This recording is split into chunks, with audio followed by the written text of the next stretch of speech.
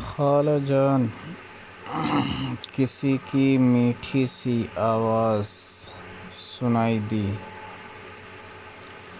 لیکن میں کچھ نہ بولی اور بدستور صحن کے گملوں میں لگے پودوں کو پانی دینے میں مصروف رہی۔ اتنے میں دوبارہ وہی آواز سنائی دی، خالہ جان، السلام علیکم ورحمۃ اللہ وبرکاتہ۔ میں نے فوراً مڑ کر دیکھا، ایک 7-8 سال پیارا سا بچہ سفید کپڑے پہنے دروازے پر کھڑا تھا۔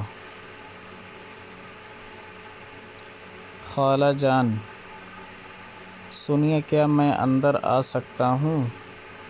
جی، میں معذرت چاہتا ہوں، بڑے دروازے کا پٹ کھلا ہوا تھا تو میں اندر داخل ہو گیا۔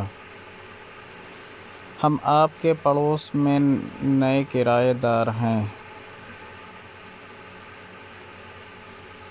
کتھئی رنگ کے دروازے والا گھر ہمارا ہے۔